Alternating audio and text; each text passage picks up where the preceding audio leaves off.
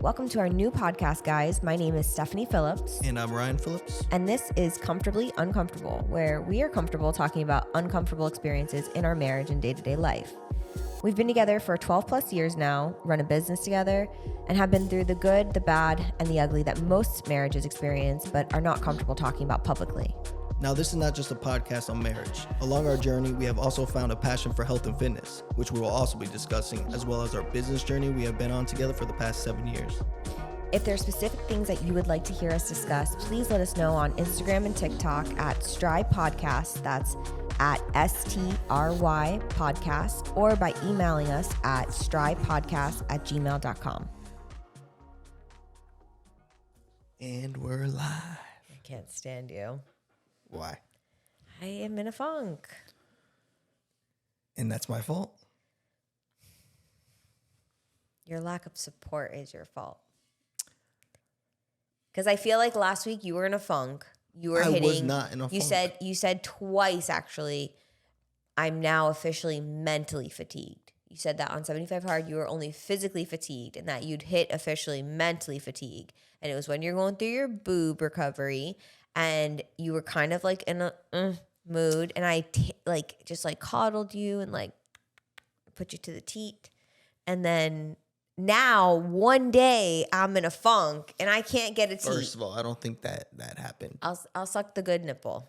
If you don't remember, you can rewatch the YouTube where I went through it to see that I didn't like lounge around all day and complain. You record like 2 hours out of 24. What are you talking about? I did a lot of stuff, and I meal prepped the next day. No, baby. I'm not talking about that. We're always active. No. I still got everything done I needed to get done today. I'm saying you were in a bit of a mental funk last week. I don't think I was. And now it's my turn. All right, fine. Be in your mental funk. It's my turn. Do it. So I'm struggling. And I said that's fine. It's day 70. And I don't even know what it is because it's day 70, like you said. My scan was good, blah, blah, blah. This woman is down 8% body fat. Stop. And has put on muscle at the same time in her deficit. And I said to you, had an amazing in-body result. And then she's still like, I said to you twice, I feel tiny. I said it last night too when we got dressed to go out. I was like, ooh, I feel tiny. It's not about my appearance. Mentally, I'm in a funk. No, but you've said multiple things about your appearance as well. You know, some days I just feel like I look old. And then we had hate comments. On the podcast. They weren't even really hate comments. People are so mean. Like, so mean. And I don't usually let things bother me. And then I played it off cool, like it didn't bother me, but it bothered me. And it made me not want a podcast because I was like, ew, you're mean. Like, where's the handbook on the criteria required to start a podcast? Where's that handbook? Yeah, that's what podcasts are for. So literally anyone could do this. It doesn't really matter. Still mean. So people are just bullies. Don't listen to them. I hate it. How's your view? Good. I like your new painting. Yeah. Very nice. I picked it. It's very nice. Yeah. Everything. I have two topics to talk about today. Okay. So, first topic. Well, we're just jumping right into it. Yeah. I have two things that I want to talk to you about. Okay. That I thought would be exciting, so I've been holding it in. Talk to me. It's that sip. It's very hard to hold in things I want to talk to you about. And I'm always like, fuck. So, first topic, eliminating negative people from your life, our lives. Mm-hmm. I feel like you started that before me. Like you started weaning people out way before me. But you didn't even try. I had to. They just disappeared, phased out. Yeah. But I was, yeah. It took me longer. I let it go for a long time. Yeah. I let it go for a long time.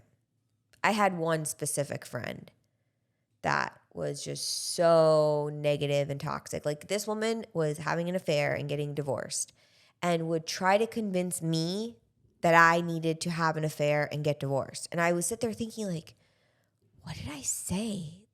That makes you hate Rye so much? Like I would literally think that, like, what did I say to you that I shouldn't have said? And tell her about every little thing that has ever happened. Yeah, but and you didn't even know her that long. Because I used to get so frustrated because I knew you told her everything. Yeah, not everything, but yeah. But that was shame on you. First, I know. Of all. Yeah. You do that. You're known for doing that. I'm better. You're much better. But I don't tell people shit anymore about our problems.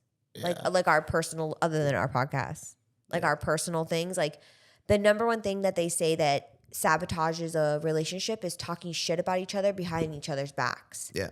You know? And I thought about it when I read that. I was like, I never talk about you behind your back. Like I never say things that could possibly get back to you and hurt your feelings. Like I'll say it in front of in your face, like joking around, but that's better than behind your back. You know, like same. Like I mean, that's just respect. Like even if we're fighting and we walk in the office, I never like go to the girls and be like, "Oh my God, Ryan's such an asshole." Like never, ever, ever. I mean, it's just a respecting. Like I don't really talk shit behind anyone's back. Yeah. Per se. I mean, I might comment on things. Yeah. But I don't really talk shit. Yeah. Because I don't think it's necessary. Anyways. Sometimes you do. But that's a different topic. We're talking about negative people and how they kind of like weeded their way out of our lives. And I've never spoken about that specific person. I never even really told her why I wasn't her friend anymore. I just literally cut her off and completely ignored her. Yeah. Like it came to a point where that's what sometimes has to happen. Yeah. Because it came to a point, I tried to like speak my mind a few times. It was always defensive. And then I just found myself like, when she'd call me. And I was like, oh, you know, if I feel that way about you calling me and I don't have to pick up the phone for you, you got to go. Well, I always say misery loves company because she was going through that miserable time in her life and she wanted someone to share that misery with her. And I guess you were that person she was trying to take along, which was crazy because the whole scenario was crazy, to be honest with you. Yeah. But I think that's the problem. Most people just put up with toxic people because they feel like they have to. I agree. Whether maybe it's family. Well, I agree. Or maybe it's a best friend. They've known them for 10 plus years. Yeah. Or whatever it might be. I used to feel obligated to that with family. Yeah. And now I'm better. But once you realize you can set boundaries. Yeah. Which, I mean, we both didn't know. And then once we've set them. Yeah. I think that's what brought all our relationships, the ones we do still have. Light. Yeah. Like, made them stronger. Yeah. For sure. But I do feel guilty that I never really gave her an explanation. But guilt is a useless emotion. So, but I do feel that sometimes we may not realize it as humans, but we may be having negative or like friction in our relationship just because of what we surround ourselves with outside of our relationship. Yeah. Like I would find myself wanting to fight with you because I was listening to this person that would tell me like, she would tell me like, don't settle, don't end up like me. You look back years down the road and you're unhappy. And I'm like, what? Like, no, I'm okay. Like it would make me wonder, like, what does she see that I don't see? Yeah. It would make me think like, does she see something wrong with my marriage that I'm not comprehending? You know? Yeah. Is that real? I know what you're saying. Yeah. It would make you question your judgment. Yeah. It would make me question like everything that we were doing or building or whatever, you know? But yeah, it was a mind game. Yeah. That was one really bad one. It was like a movie, like a Lifetime movie. There's been a few of them.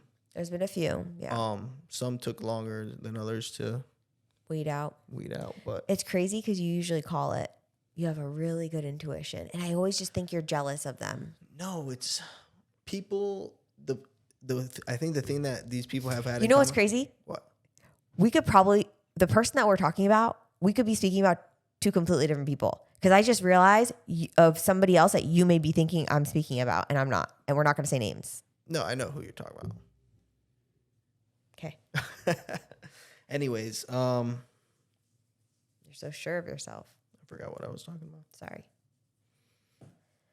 You were talking about. I think that had the commonality between two people I'm thinking about, or even more. I can't think of them all. I can think of three. Yeah, is that three that like.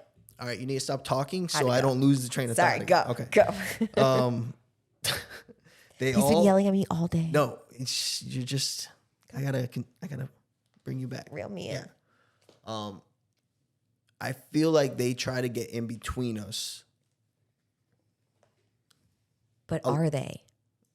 Or are you just a little jelly? No. Because sometimes you can be a little jelly. No, like literally on they Friday would, I remember at work when you came up to me and said, if I hear a guy laughing through the walls at you, I'm going to fucking kill you. And it was so hot. You like leaned in and whispered it to me, but you didn't know that one of our employees heard. And she was like, yo. That was all a joke. All right. Let me explain the whole scenario because people aren't going to know and you will never say it. So I will. One time I had two girls in my room. Remember? When I busted in there? And they were laughing and this bitch comes busting in my room like, you need anything? I went to go say hello to her. I knew who. Yes, I knew who was in your chair, but I was wondering who was the friend, huh? Yeah. Because the friend was giggling. And I was like, my motherfucking husband's not that funny. Yeah.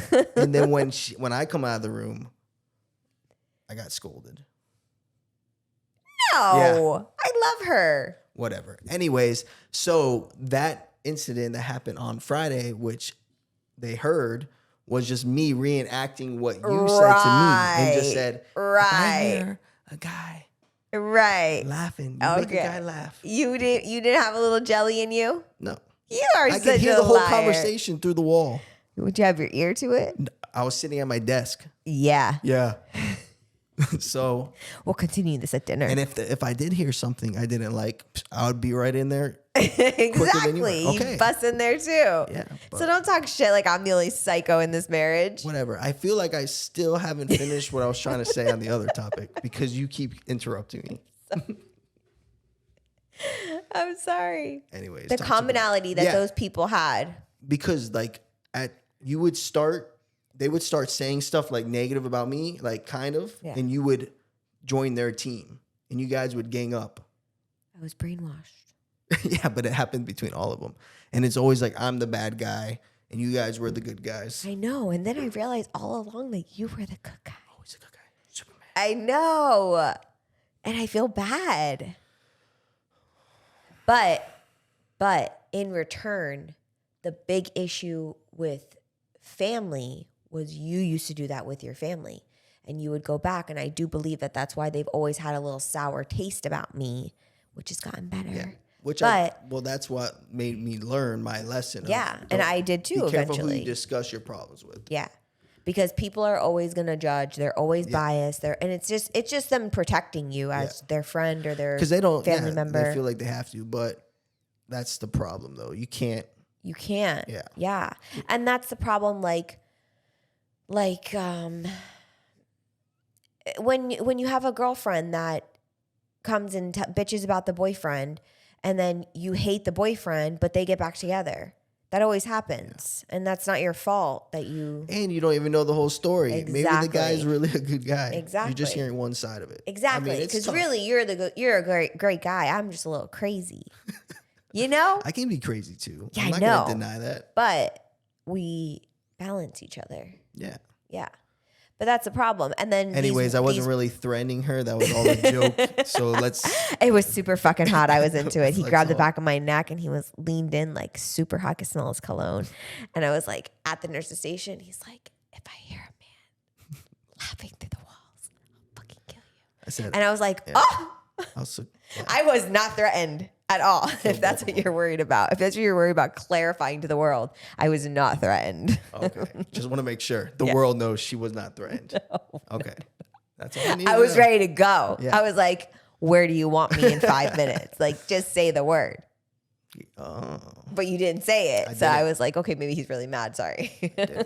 We were pretty busy. We were so busy. But anyways. So yeah, so learning to acknowledge like those people earlier on, I think is and like so what you important. Said earlier, you got to surround yourself like all these. Yeah. Since it's 75 hard and reading a lot, like that's the one common thing within a lot of these books or entrepreneurial books or I wouldn't say self-help books, but like books to make you think outside the box is all about. Me too. Surrounding yourself with people you aspire to be like. Yeah. Not even that are the same as you, like. you want to be like them type yeah. thing. Yeah. Like that's something that we've weeded out is annoying couples that fight every fucking time you go out. Remember that one And I think couple? we were that couple at one point. Were we? Yeah, in the beginning. How annoying. Yeah. Ew, I wouldn't want to hang out with me. No, I wouldn't have wanted to hang out with us either. I don't even remember that. That's when we used to like black out though in college from drinking. And well, like, it goes back to the stupid. Last podcast or one before that. Yeah, where we talk about alcohol. Yeah. Yeah.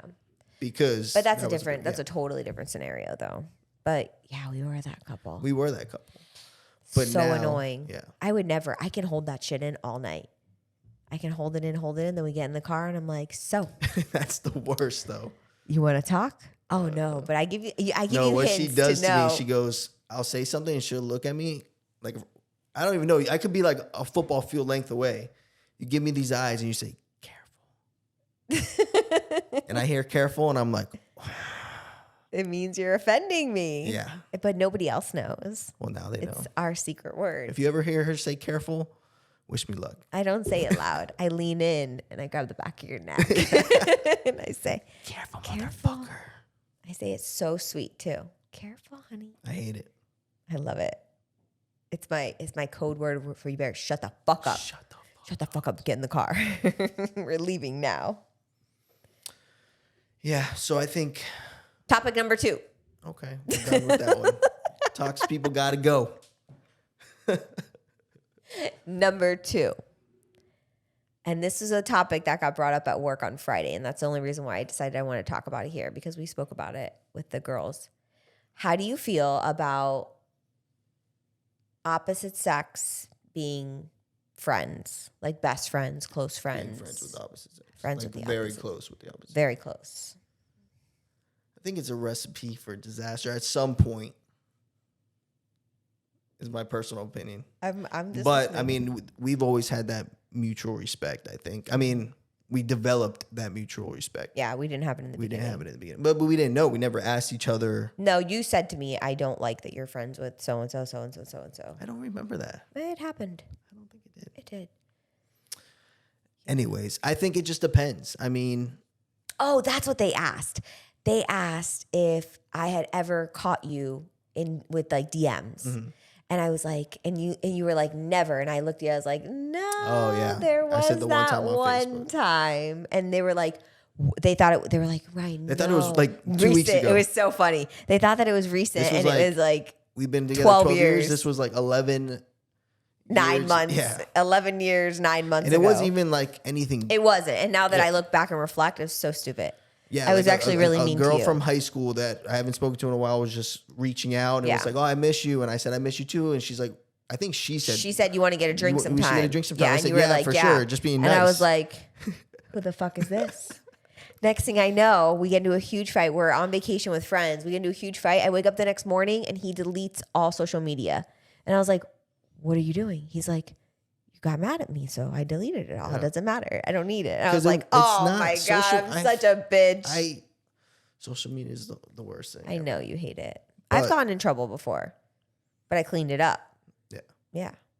Don't give me that look. Anyways. We both have. Yeah. So back to opposite sex being friends. Yeah. So I think it's difficult because I think at some point, unfortunately, but I mean, there's exceptions. I think there are exceptions.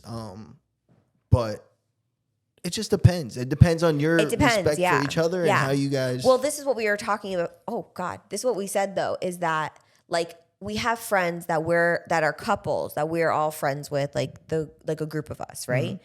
But like if I need something from Eddie, I'm calling Melissa. Yeah. You know what I mean? Yeah, exactly. I don't call Eddie. I don't text Eddie. I will text Melissa to ask, can you find out this, you know? Yeah. And same thing with Kevin. I don't text Kevin, I'll text Jessica or I'll text Rachel. You know what I mean? Like, because it's just respect. Like, you wouldn't want to look at your man's phone and be like, oh, why is Steph texting him about this? She could have asked me that. And I would feel the same way. Like, I would never want to make the woman feel that way. You know, like that's the respect that I have for that woman, you know? Mm-hmm. Whereas like, well, I don't really know anybody, but like even Harry's single. He's our best friend. Like it's, like, you don't care if I'm texting with Harry. No, I mean, we've all known each other since we were in kindergarten. Yeah. So that's different. That's what I'm saying. There's exceptions to the rule. Right. So I can't answer that question so broadly, but I mean, I can. I mean, it just depends. But we pretty much don't really do it. Yeah. And even though we came into the relationship with opposite sex friends. But they were old friends. Most of them were old friends from high school. That were phasing out anyways. Yeah, we're all going different directions. So it wasn't anything like we got rid of like best friends that we've known since we're... No. They were honestly people that were stagnant and that we needed to get away from because we were stuck in that rut. Yeah, we wanted to break that. Yeah, we were trying to excel, and those people just weren't ready for that. So it was like kind of one of those things like the toxic people, like they just had to go. Yeah. But yeah, we don't really fraternize with the opposite sex much. Like if somebody writes me something in DM and I know that they're not trying to be inappropriate or whatever, but you could interpret it as inappropriate, I'm like, yo, shut that shit down. Yeah. Because I don't want any problem. I don't want to be in trouble. You know what I mean? But don't give me that look. Yep.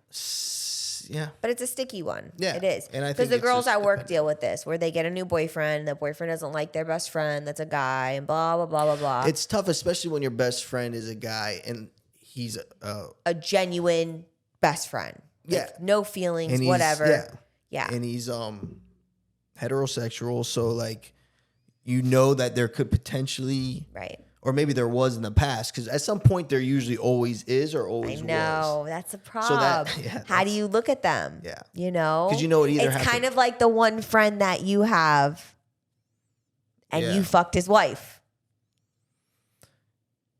Yeah. But you say it's so bad. But it's... It's not even like that. This is like back in... But I would have a hard time as your friend being him. Like, I'm him. I would have a hard time being friends with you. Number one, you're super fucking hot, especially compared to me. And number two, you fucked my wife, bro. That's hard. It doesn't matter how you swallow it, however it was done. That's a tough pill to swallow from that person's point of view. Yeah. And why like he maybe can't be your friend. It could be. It's a possibility. Because we all know, if we're all in a room, we know you fucked her. Like, we're all in a room, we're like, yo, Ryan and so-and-so, back in the day. Yeah. You're so weird. That's hard for a man. For me, it's not a big deal, I don't think. But for a guy, it's harder, I think. Like, it's for the husband. Not really. But for me, I'm like, get it, Rye. You know, this is back in the day. I don't know. But as the man, and you know, like, yo, this hot guy fucked my wife. But we were all different at that point. I think it doesn't matter. It's what you are now. No, I think it's understood that. I don't think so. I think it's understood that you're fucking hot, and I would not be able to be your friend. I probably wasn't back then. I thought you were. You're hotter now, so that's tough. Raging backwards. I couldn't be your friend. Well, maybe that's why we're not friends, but maybe it is what it is. It's kind of stupid though, if that's a reason, but I get it. Yeah, that is a reason. 100%. Because we're Eskimo brothers. I hate. Oh no, no! Now for sure you're not friends. It had to be said. It had to be said. But that's the point of this conversation, though. So, yeah, but I still think like I don't know. Because, see, like, if we all were friends. Everyone has a past, and you, like, were texting with her or whatever, it wouldn't bother me. I would not feel threatened at all by her. But I think he would have a problem with it. And would be threatened. Possibly. Mm-hmm. I don't know. For sure. I wish I had a scenario on my side to explain like that, but I don't. I don't have any Eskimo sisters. You probably do. You think? Yeah. Yeah, but none that I'm friends with. I don't know about that. What? What's happening? Doesn't matter. That's a conversation off the record. I've got a topic. Uh-oh. Wait, this is rare. Yeah. It's weird. Are the cameras still working? So the people want to know, what have you been doing the last few Tuesdays? I can't stand you. I literally can't stand you. Around 2:30 p.m. I don't want to talk about this. No, I want to talk about it. Why not? Because it's a forced subject. It's not forced. You enjoy it. I mean, I get a good workout in. Yeah. So what have you been doing Tuesdays in the afternoon? Somehow I got elected to be one of the coaches for track, and I don't know anything about track or sports or competing or anything. I was a fucking cheerleader, and I know nothing about it. And I'm just asked to go out there and crush these kids with a workout. And I do every Tuesday. She's a rock star. She's been going out there. You should be out there with me. It's Tuesdays. I work on Tuesdays. Yeah, but we should figure something out where we do another day together because it's very hard. There's a lot of them. So she's not actually training them on running track or throwing a discus or anything like that. No. She's like working them out, like conditioning. Yeah, I have the sprinters, like the jumpers, the throwers. I think that's it. And I have a large group on Tuesdays. And honestly, like I was just trying to help the coach out. And I first just started by donating food. And I was like, this is great. Like, the problem is she messed up. She brought Publix ring subs. You can't do that. That's automatically. I feel so bad. They're starved. Yeah. They're starved all day. Kills me. Yeah. And if you bring Publix subs, these kids are such good kids. Like I really enjoy like being there with them. Like they're so fucking nice to me. And I feel bad. They're all like starved. Like I'm like, what'd you guys eat today? And they're like, lunch at 11. I'm like, what? It's 3:00, man. It's great. I mean, if I could go back in time as a teenage boy right now, this is for the boys, women, girls too, but boys, like you're in your best shape. Yeah, you're in your puberty, your testosterone's sky high. Yeah. You just need to eat, work out, eat and work out, eat and work out, and you could like. Oof, yeah, these kids can't even do push-ups. No. They have no and they don't muscle. It's they have sad. Great endurance for running, but like muscle-wise, like I'm like, guys, we could be so much faster. And all these young kids want to jump on like trend and all this stuff, but all they really need to do is eat. Like they're probably eating like 1,500 calories a day. These kids need to start eating like 3,000, 4,000 calories, start lifting weights. Yeah, it kills me. And they would be annihilating stuff. Last week I was like trying to plan my workout and I'm in the garage and I'm calling Ryan. I'm like, I'm going to bring the kettlebells. I'm going to bring this. He's like, don't bring anything from our garage. What are you doing? Anytime anything leaves our garage, it doesn't come back. Never came back from practice. Second of all, if they get hurt using it, somehow they're going to find us liable and we're going to get in trouble. Well, we could be liable because I'm killing them with body weight. But still, but yeah. So I am enjoying it. It is a little bit of a burden schedule-wise because my schedule is very tight and I've moved my whole life around to do this on Tuesdays and then I try to get to the meets, but it is fun. And I do the whole workout with them. So I tell them, like, I know you're dying. I'm dying too. I'm doing it with you. What the fuck? Like, suck it up. So, but it's fun. So her name is now Coach P. Some of them call me Kinsey. Or Coach Kinsey because Gab's last name is Kinsey. So you can either call her Coach Kinsey, or you can call her Coach P. Coach P. Coach P is the name we like. Just add a whistle and a hat to me. She said she wants a red whistle, so we'll take donations. I don't need a whistle. Yeah. I don't need it. Yeah. No. Okay. And last weekend we went to Boston. We did. You saw snow. I saw snow. For the first time. He saw snowfall for the first time. I've seen it fall like that before. You're a liar. At Grand Canyon. I swear to God. But it was snowing hard. Yeah, but not that hard. Yeah. Yeah. We did our outdoor workout in like 30-degree weather. It was snowing. Crazy. So it was like 30, I don't know. It was like 36-ish. Yeah, it wasn't super, super cold. No. But yeah, we got everything done. I spoke at another event, which went really well. Thank you for being my cameraman. It was her first time up there with a presentation. Like her own presentation that you solo. Helped me make. So we made it like within the last week, like yeah, struggling. They texted me like 4 days before telling me that they needed me to upload this. And we were like, oh my God. But it came out really good. It came out good. She was a little nervous when we got there because it was a little different crowd than we're used to. We've only really done Florida crowds. It was a very different crowd. New England. Yeah. So it was a little older crowd, a little bit. And the weather kind of messed up things. Yeah, we started 2 hours late. Yeah. So it messed up like my food schedule and like everything. And then, but it went really well. She had a line of people. Yeah. Afterwards, waiting to speak with her. Well, my topic is the most exciting topic. You know, like we go and listen to things about lasers and education, and it's entertaining, not entertaining. It's educational. But then at one point your eyes kind of go crossed and you're like, oh, you lost me. Yeah. Because you're just over it. Exactly. So when somebody gets up there and is talking to you about how you can make money and how to, like, I mean, you called me Tony Robbins, like an asshole, but like, that's what I do. I try to like hype people up to like, I fucking hate you. I hate you so much. I want to see you jump. I won't. He was like, I did my presentation the night before. This piece of shit. I did the presentation the night before. I'm so nervous. He's laying in bed and I'm doing it like naked for him so that I feel comfortable. And he's like, I get to the end and I had my last slide was the power of positivity.